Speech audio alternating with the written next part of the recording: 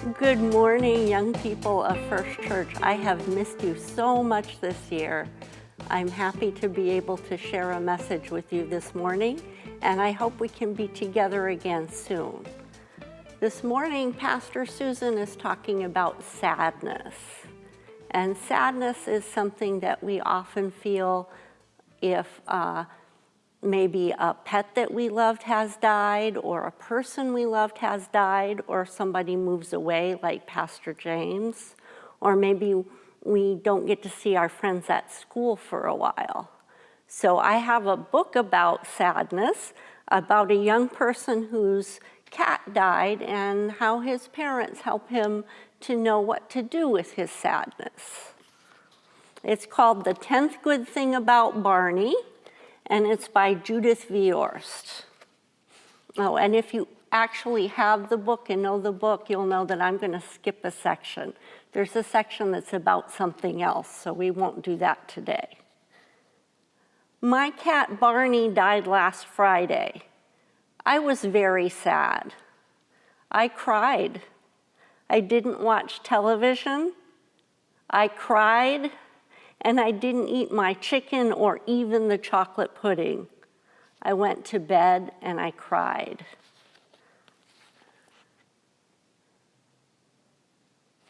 My mother sat down on my bed and she gave me a hug. She said we could have a funeral for Barney in the morning. She said I should think of 10 good things about Barney so I could tell them at the funeral. I thought and I thought and I thought of good things about Barney. I thought of 9 good things.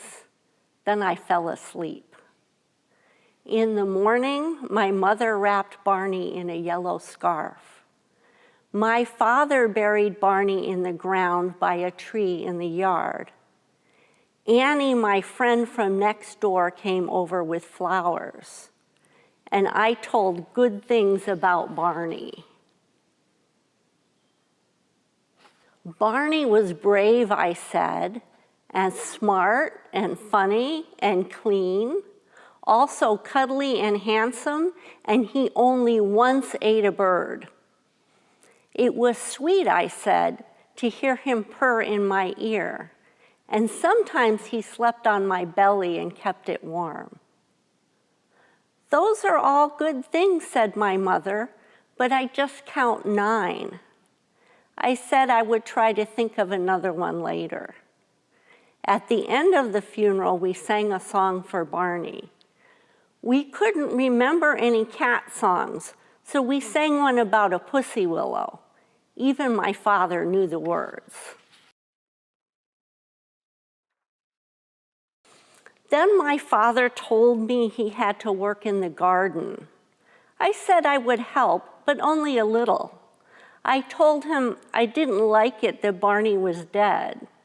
He said, "Why should I like it? It's sad," he said.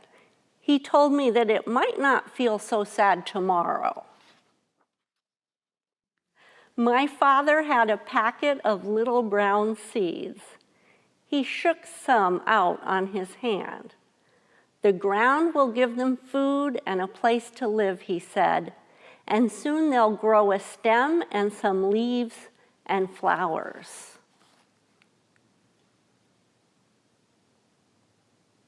I squeezed the packet open and looked down to the bottom.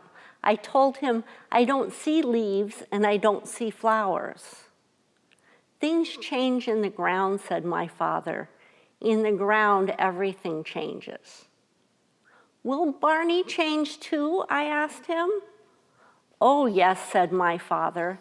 "He'll change until he's part of the ground in the garden."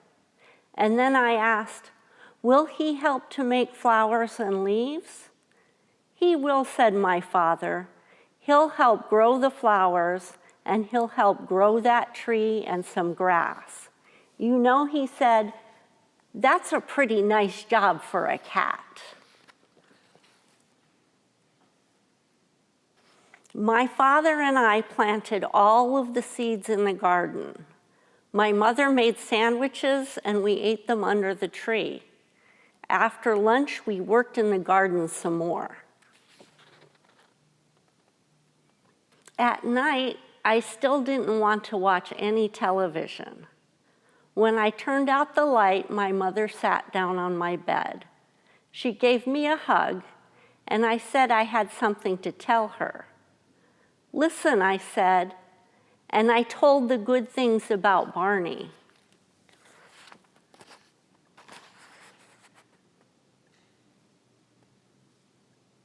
Barney was brave, I said, and smart and funny and clean, also cuddly and handsome, and he only once ate a bird.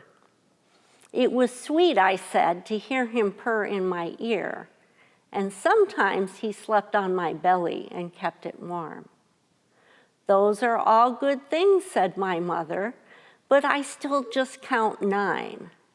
Yes, I said, but now I have another. Barney is in the ground and he's helping grow flowers. You know, I said, that's a pretty nice job for a cat.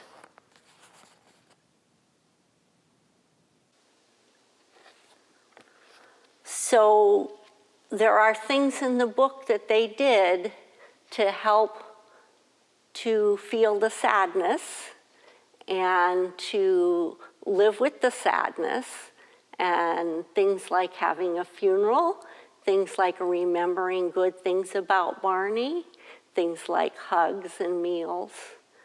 And there's one more thing you can do when you're feeling sad that can help, and that's pray. And so we're going to end this morning by praying together.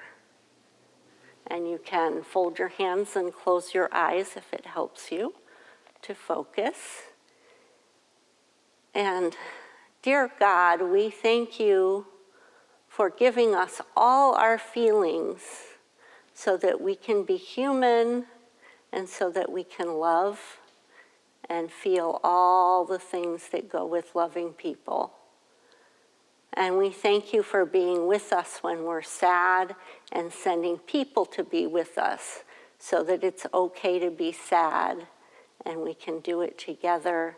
And someday we feel better. Amen.